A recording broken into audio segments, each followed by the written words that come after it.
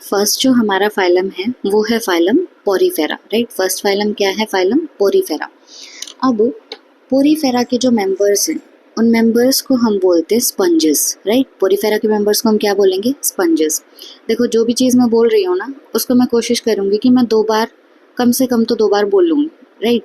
तो आप भी कोशिश करो कि साथ साथ उस चीज़ को रिपीट करो ताकि आपका वीडियो देखने के बाद और टाइम ना लगे इसी चीज़ को पढ़ने में, राइट। तो बोलने में, मुंह खोलने में कुछ नहीं जा रहा, बोलो, राइट। तो पोरीफेरा के मेंबर्स को क्या बोलेंगे? हम स्पंजेस बोलेंगे। अब ये बात हम पहले ही देख चुके हैं कि जो पोरीफेरा के मेंबर्स होते हैं उनमें एसिमेट्री होती है, वो एसिमेट्रिकल होते हैं। यानी हमारे पास ऐसा कोई भी तरीका नहीं है जिस तरीके से हम पोरीफेरा के मेंबर्स को काट सकें और हमें 2 इक्वल पार्ट्स मिल सकें, राइट। तो पोरीफेरा के मेंबर्स कैसे हैं? एसिमेट्रिकल। उसके बाद तीसरी बात, अब ये रहते कहाँ पे हैं? पोरीफेरा के जो मेंबर्स हैं वो जनरली हमें मेराइन हैबिटेट में मिलते हैं। मेराइन हैबिटेट कौन सा होता है? ऐसा हैबिटेट जहाँ पे जो पानी है उसमें सॉल्ट की कंसंट्रेशन ज़्यादा, अगर आम भाषा में कहूँ तो नमकीन पानी, राइट। सॉल्टी वाटर कंडीशंस में ये हमें मिलेंगे। अब जो जनरली वर्ड है ना ये यहाँ पे इम्पॉर्टेंट हो जाता है। तो अगर कोई लाइन लिखी आती है कि जो पोरीफेरा के मेंबर्स है वो हमेशा मेराइन वाटर में मिलेंगे, हमेशा सॉल्ट वाटर में मिलेंगे, तो वो स्टेटमेंट फॉल्स हो जाएगी क्योंकि they are generally marine, right. अब उसके बाद है कि पोरीफेरा के जो मेंबर्स हैं ना वो प्रिमिटिव है। प्रिमिटिव मतलब बहुत पुराने टाइम के हैं। पी से प्रिमिटिव, पी से पुराना, राइट। तो पोरीफेरा के मेंबर्स क्या हैं? पी से पोरीफेरा, पी से प्रिमिटिव, पी से पुराने, बहुत पुराने हैं।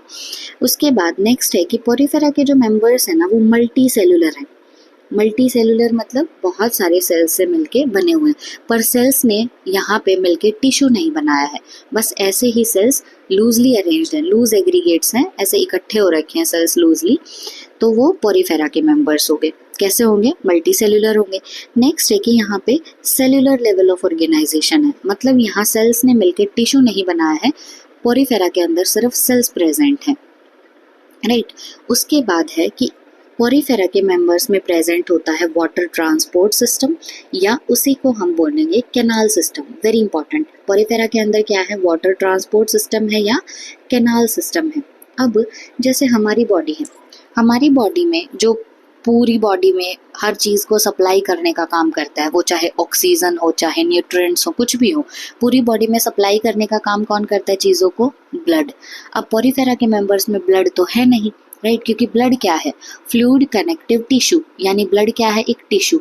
और पोरीफेरा के मेंबर्स में टिश्यू तो हो नहीं सकता क्योंकि ये तो सिर्फ सेल्स से बने हुए हैं, सेल्स ने मिलके इनमें टिश्यू बनाया ही नहीं, तो टिश्यू इनमें हो नहीं सकता, यानी इनमें ब्लड नहीं है। तो इनकी जो बॉडी है उसमें चीज़ों को ट्रांसपोर्ट करने का काम कौन करेगा? Water, right. तो इनके अंदर प्रेजेंट है वाटर ट्रांसपोर्ट सिस्टम। जैसे हमारे अंदर ब्लड वेस्कुलर सिस्टम है, पोरीफेरा के मेंबर्स में क्या होगा? वाटर ट्रांसपोर्ट सिस्टम, और उसी को हम क्या बोलेंगे? Canal system. अब होता क्या है कि जो पोरीफेरा की बॉडी वॉल होती है ना, उनके उसके अंदर, उस वॉल के अंदर छोटे छोटे पोर्स प्रेजेंट है, छोटे छोटे छेद प्रेजेंट है, और उन पोर्स को हम बोलते हैं ऑस्टिया, राइट। पोर्स को हम क्या बोलेंगे? ऑस्टिया।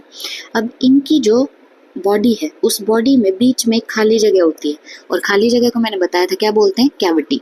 तो इनकी बॉडी में बीच में सेंट्रल कैविटी प्रेजेंट है, और उस सेंट्रल कैविटी का नाम है स्पॉन्जोसील, राइट। सेंट्रल कैविटी का नाम क्या है? स्पॉन्जोसील। अब यहाँ पे हमें एक बहुत इंपॉर्टेंट बात समझनी है। देखो मोस्टली बच्चे इस चीज़ में कंफ्यूज रहते हैं, तो बिल्कुल ध्यान से समझना। अब जैसे ये है हमारा पोरीफेरा, राइट। ये पोरीफेरा की क्या है? ये पोरीफेरा की बॉडी वॉल है, ठीक है। अब ये जो बॉडी वॉल है, इस वॉल के अंदर प्रेजेंट है छोटे छोटे पोर, राइट। ये क्या है? छोटे छोटे पोर हैं जो कि कहाँ प्रेजेंट हैं? पोरीफेरा की बॉडी वॉल में प्रेजेंट है। अब इन पोर्स का नाम हमने याद कर लिया, इन पोर्स का नाम है ओस्टिया, राइट। पोर्स का नाम क्या है? ओस्टिया। अब पोरीफेरा के अंदर जो वाटर एंटर करता है वो इन छोटे छोटे पोर्स के थ्रू एंटर करता है, राइट। तो वाटर एंटर कहाँ से करेगा? छोटे छोटे पोर्स के थ्रू, जिनका नाम क्या है? ओस्टिया। अब पोरीफेरा में बीच में ये जो खाली जगह प्रेजेंट है, खाली जगह को हम क्या बोलते हैं? Cavity, right. इस कैविटी का नाम है स्पॉन्जोसील, राइट। कैविटी का नाम क्या है? स्पॉन्जोसील।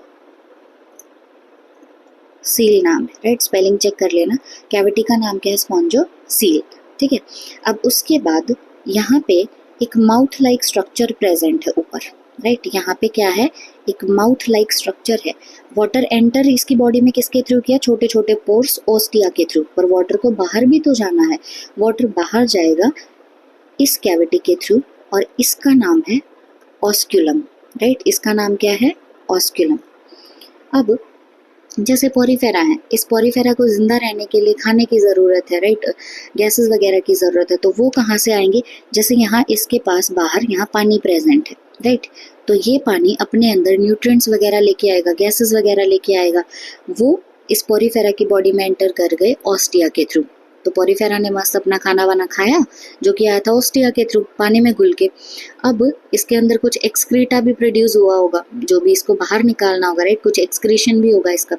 तो अब जो कुछ भी इसको बॉडी से बाहर निकालना है वो भी किसके थ्रू घुल के जाएगा, वो भी सॉल्युबल होगा पानी में, और पानी के थ्रू अब उसको बॉडी से बाहर जाना होगा क्योंकि वो एक्सक्रीटरी वेस्ट है, तो वो बाहर जाएगा ऑस्क्यूलम के थ्रू, राइट। बाहर किसके थ्रू जाएगा, ऑस्क्यूलम के थ्रू। अब कंफ्यूजन बच्चों को ये होती है कि पानी अंदर ऑस्टिया के थ्रू आया था, बाहर ऑस्क्यूलम के थ्रू आया था, इन दोनों वर्ड्स में कंफ्यूज हो जाते हैं। तो हम कैसे याद रखेंगे, इस डायग्राम से याद रखेंगे। देखो ऑस्क्यूलम आपको बड़ा दिख रहा है ना, और ऑस्क्यूलम की स्पेलिंग जो है वो भी बड़ी है, राइट। मतलब जो चीज़ें बाहर फेंकने का काम है, बाहर लेके जाने का काम है, वो बड़ी कैविटी का काम है, राइट। ये एक्सक्रीशन बहुत ज़्यादा कर रहा है, बहुत ज़्यादा गंदगी प्रोड्यूस कर रहा है, वो जाएगा जिसकी स्पेलिंग बड़ी है, जो कैविटी बड़ी है उसके थ्रू, राइट। तो ऑस्क्यूलम के थ्रू सारा वेस्ट बाहर जाएगा, और जो छोटे छोटे पोर्स हैं, खाना बेचारे को कम मिल रहा है, छोटे छोटे पोर्स के थ्रू, छोटे छोटे पोर्स हैं तो स्पेलिंग भी छोटी होगी, स्पेलिंग क्या है, छोटी सी, ऑस्टिया। तो ध्यान रखना है, जो पोरीफेरा है उसकी बॉडी वॉल में छोटे छोटे पोर्स हैं जिनका नाम क्या है, ऑस्टिया। उसके थ्रू वाटर में घुल के सारे न्यूट्रिएंट्स वगैरह इसकी बॉडी के अंदर आएंगे, इस कैविटी तक आएंगे अंदर। कैविटी का नाम क्या था, स्पॉन्जोसील। तो जो भी इसने एक्सक्रीटरी वेस्ट प्रोड्यूस किया वो पानी में घुल के ही बाहर चला जाएगा, और वो बाहर जाएगा ऑस्क्यूलम के थ्रू, राइट। किसके थ्रू, ऑस्क्यूलम के थ्रू। तो एंट्री हुई ऑस्टिया के थ्रू, बाहर निकलेगा ऑस्क्यूलम के थ्रू। अब हमारे नोट्स में यही लिखा हुआ है, वाटर था उसकी एंट्री हुई ऑस्टिया के थ्रू, एग्जिट हुआ ऑस्क्यूलम के थ्रू। अब ये पाथवे जो है, जो वाटर ट्रांसपोर्ट सिस्टम या वाटर कैनाल सिस्टम है, इसका काम क्या क्या है। पहला, फूड गैदरिंग।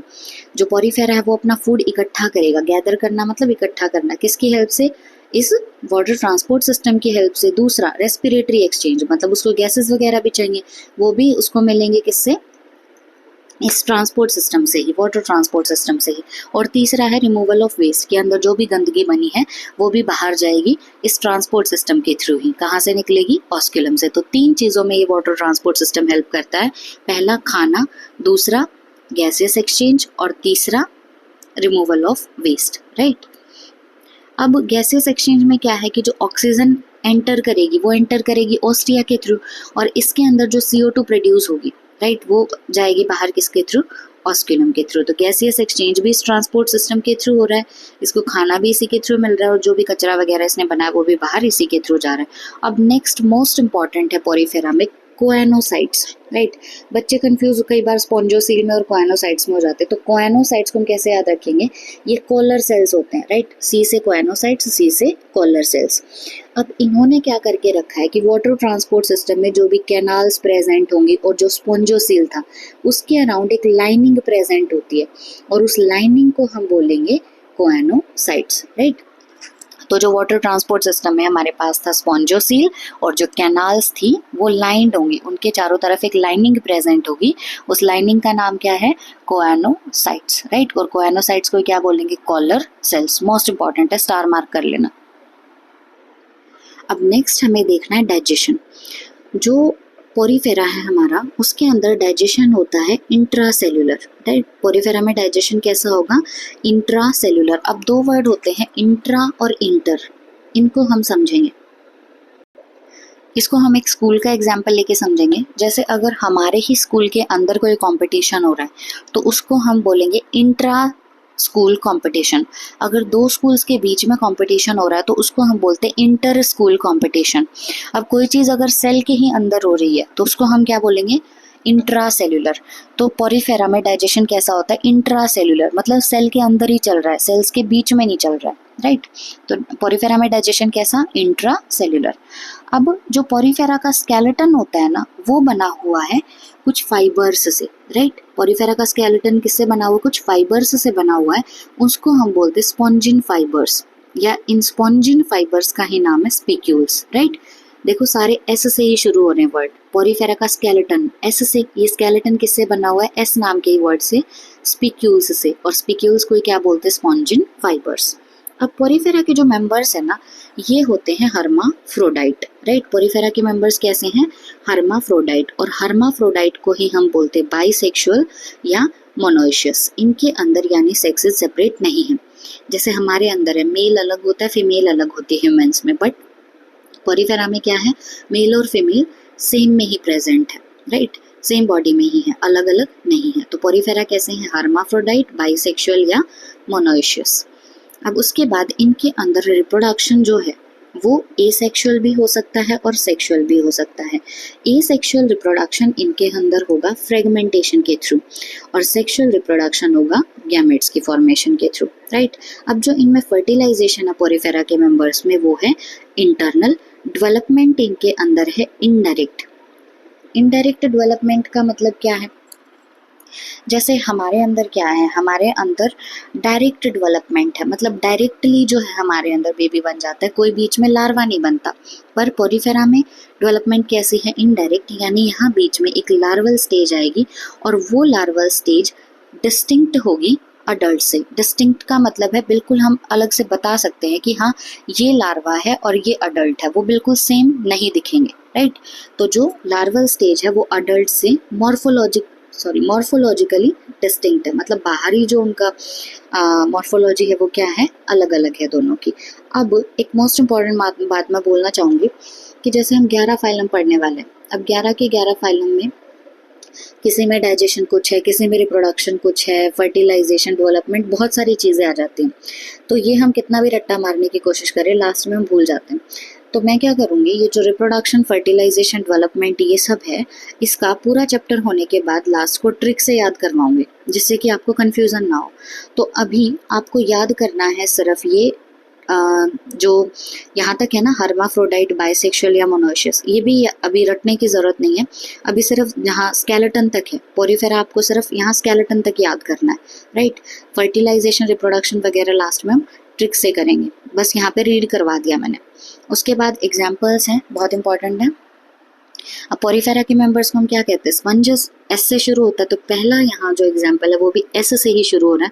मेरे साथ 3-4 बार रिपीट करो, अभी याद करो, राइट। पोरीफेरा का फर्स्ट एग्जाम्पल है साइकॉन। अब साइकॉन का कॉमन नेम है स्काइफा, राइट। पहला एग्जाम्पल क्या है, साइकॉन, कॉमन नेम क्या होगा, स्काइफा।